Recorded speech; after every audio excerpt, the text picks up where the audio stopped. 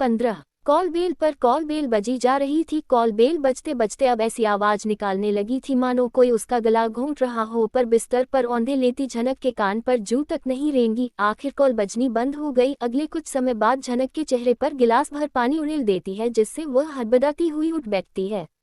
बारिश बारिश हो रही है, मेरा अम्ब्रेला कहाँ है?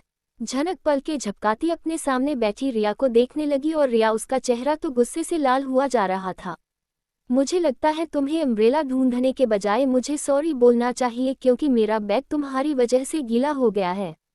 अपनी दोस्त रिया की बात सुनते झनक यूं उछल पड़ी मानो बिच्छू ने डंक मार दिया हो। मैं तो सो रही थी, मुझे लगा बेहोश हो इसलिए पानी डाला और देखो क्या हो गया। गीले बैग को दयनीयता से देखती हुई कहती है। तो तुमने पानी डाला ही क्यों? मासूमियत से झनक पूछती है। क्योंकि पिछले आधे घंटे से कॉल बेल बजा रही थी और मैडम आराम से गधे घोड़े सब बेचकर सो गई। अरे यार, क्या सच में? तो तुम अंदर कैसे आई? मास्टर की कहती हुई अपने बालों में फंसी पिन उसकी नजरों के आगे करती हुई कहती है, तो झनक उस पिन को देख ठहाका मारकर हंसती हुई कहने लगी। तो तुम ये भी कर लेती हो? हाँ, तुम जो न कराओ कम ही है। अब ये सब छोड़ो और ये बताओ इस बार दिल्ली क्यों आए हो? कल रात तो मुझे अपनी शिफ्ट में पहुंचने की जल्दी थी, अब मैं आराम से तुम्हारी राम कहानी सुन सकती हूँ, तो प्लीज सुनाएगी? रिया, वो क्या है इस बार जॉब दिल्ली में? पूर्ण विराम उद्धरण चिन्ह। झनक अपनी बात पूरी भी नहीं कर पाई थी कि रिया चौंकती हुई कहने लगी। तुमने फिर दिल्ली में जॉब ढूंढ ली? देखो झनक, तुम इस बार मेरे साथ शेयरिंग पर बिल्कुल नहीं रह सकती। पिछली बार तुम्हारी वजह से मुझे अपनी नौकरी और पीजी दोनों छोड़ना पड़ा था। तुम हर बार कुछ न कुछ गड़बड़ कर देती हो, प्लीज इस बार बख्श दो मुझे। रिया लगभग उसके आगे हाथ हो जोड़ ली थी। इस बार मुझे नौकरी के साथ रहने का रूम भी मिल रहा है। ओह थैंक्स। तो तुम कल रात कहीं इसलिए तो मेरे पास नहीं आ गई कि रात में तुम वहां जाना नहीं चाहती थी? उत्सुकता से रिया उसका चेहरा देख रही थी, जबकि झनक उससे नजरें बचाती हुई कहने लगी। वो बात यह है कि मुझे कुछ दिन तुम्हारे पास रहना पड़ेगा। क्यों? क्या उस रूम का रेनोवेशन चल रहा है? नो रिया, वो बात ऐसी है कि पूर्ण विराम उद्धरण चिन्ह। झनक, तुमने फिर कुछ गड़बड़ तो नहीं कर दी? कहीं नौकरी मिलते ही वहां से तुम्हें निकाल तो नहीं दिया गया? अरे नहीं रिया, जॉब तो पक्की है, बल्कि मुझे यहाँ आने का फ्लाइट का टिकट भी दिया था। तो प्रॉब्लम कहाँ है झनक? एक्चुअली वहाँ जाने का एड्रेस मिस हो गया, तो तुम ही बताओ मैं वहाँ कैसे जाऊँ? क्या मतलब जहाँ की जॉब मिली उसका एड्रेस ही नहीं तुम्हारे पास? ये कैसे पॉसिबल है? ओह, मैं ये किससे पूछ रही हूँ? झनक, जहाँ है वहाँ कुछ न कुछ गड़बड़ होनी ही है। अब जल्दी से बताओ कि इस बार क्या गड़बड़ की है और किस तरह की जॉब है ये? चहकती हुई झनक कहने लगी। जॉब तो बहुत ही अच्छी है रिया, किसी बड़े राइटर को असिस्ट करना है और साथ में रहना खाना फ्री, पर मुझसे एड्रेस मिस हो गया। आगे बोलो, मैं सुन रही हूँ। एक्चुअली उस राइटर का काम बहुत कॉन्फिडेंशियल है, इसलिए मुझे उनका एड्रेस मेल करने के बजाय पोस्ट से आया था और उसे मैंने अपने पर्स में रखा था, लेकिन एयरपोर्ट से आते जाने कहाँ गुम हो गया मेरा पर्स। मुझे तो उनके एड्रेस के अलावा उनका नाम तक नहीं पता। झनक, ये कैसा काम है? कहीं तू कोई मुसीबत में न पड़ जाना। मुझे तो ऐसा नहीं लगता। हाँ, वैसे भी झनक जहाँ जाएगी डरना उसे चाहिए कि पता नहीं वो वहाँ किस तरह की गड़बड़ कर देगी। कहती हुई रिया कसकर हंस पड़ी, जबकि झनक गुस्सा होती एक कुशन उछाल देती है। कुछ देर तक दोनों तेजी से हंसती रहती है।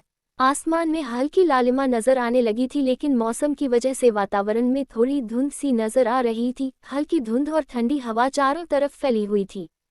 पक्षियों की धीमी चहचहाहट भी जैसे फुसफुसाहट की तरह लग रही थी। टेंट के भीतर साहिल नींद में था, लेकिन जैसे ही उसकी आंख खुलती है उसकी नज़र अनिकेत के खाली बेड पर जाती है। वह हल्की से आवाज लगाता हुआ उठ जाता है। अनिकेत सर, सर आप कहाँ हैं? Professor, professor. वह चारों तरफ देखता है। अनिकेत का खाली बिस्तर देख साहिल के चेहरे पर चिंता की लकीरें उभर आती हैं। वह जल्दी से टेंट से बाहर निकलता चारों तरफ नजर दौड़ाता है।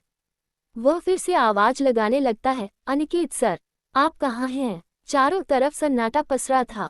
हल्की ठंड और जले हुए टेंट के आसपास की राख से हवा में एक अजीब सा दुर्गंध भरा हुआ था। साहिल टेंट के पास पहुंचता ध्यान से देखता है कि अनिकेत वहां खड़े जले हुए टेंट के अवशेषों को घूर रहे थे। साहिल तेजी से उनके पास जाता हुआ कहता है, सर आप यहाँ क्या कर रहे हैं? मैंने आपको टेंट में नहीं देखा तो घबरा गया था। अनिकेत बिना उसकी तरफ देखे धीरे से कहता है, साहिल देखो ये जगह, जले हुए टेंट के अवशेष, यहाँ कुछ तो अजीब है। यह आग, ये सामान्य नहीं थी। साहिल भी जले हुए हिस्से को देखते हुए, क्या मतलब सर? आग तो रात में बुझ गई थी, फिर क्या आप सुबह से यही देख रहे हैं? अनिकेत हवा में गहरी सांस छोड़ते हुए, हाँ, कुछ समझ नहीं आ रहा। साहिल, क्या तुम्हें यहाँ कुछ महसूस नहीं हो रहा? ऐसा लगता है जैसे ये जगह हमें रोकने की कोशिश कर रही हो। साहिल थोड़ा डरते हुए चारों तरफ देखता है। दूर दूर तक कोई नहीं था, केवल राख, जले हुए टेंट के टुकड़े और धुआं ही वहां था। साहिल हल्के से मुस्कुराने की कोशिश करते हुए कहता है, सर, आप शायद ज्यादा सोच रहे हैं। ये पुरानी जगहें अक्सर डरावनी लगती हैं। हो सकता है हवा या किसी जानवर की वजह से आग फैली हो। अनिकेत अब साहिल की तरफ देखते हुए कहता है, हो सकता है, लेकिन ये जगह हमें रोकने की कोशिश कर रही है। ऐसा मुझे लग रहा है। क्या तुमने रात में कुछ महसूस किया था?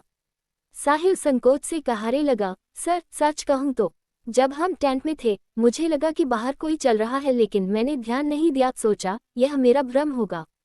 अनिकेत गहरी सोच में पड़ जाते हैं। जले हुए टेंट की राख से कुछ टुकड़े उठाते हुए उन्हें गौर से देखता है। अचानक उनकी नज़र राख में एक अजीब चिन्ह पर जाती है जो राख के नीचे था। अनिकेत उस चिन्ह को दिखाते हुए, ये देखो साहिल, यह कोई साधारण चिन्ह नहीं है, ये कुछ अजीब सा है। साहिल झुककर चिन्ह को देखते हुए, ये तो किसी भाषा या निशान जैसा लग रहा है। सर, लेकिन यहाँ कौन ये सब करेगा? यही तो समझ नहीं आ रहा। ये खुदाई और यह आग, दोनों आपस में जुड़े हुए हैं। हमें जल्दी से यहाँ का काम खत्म करना होगा। साहिल सिर हिलाता चुपचाप खड़ा रहता है, लेकिन उसके चेहरे पर डर और बेचैनी साफ दिख रही थी। दोनों जले हुए टेंट के अवशेषों से थोड़ा दूर हट जाते हैं। दोनों अब आपस टेंट में जाने लगते हैं।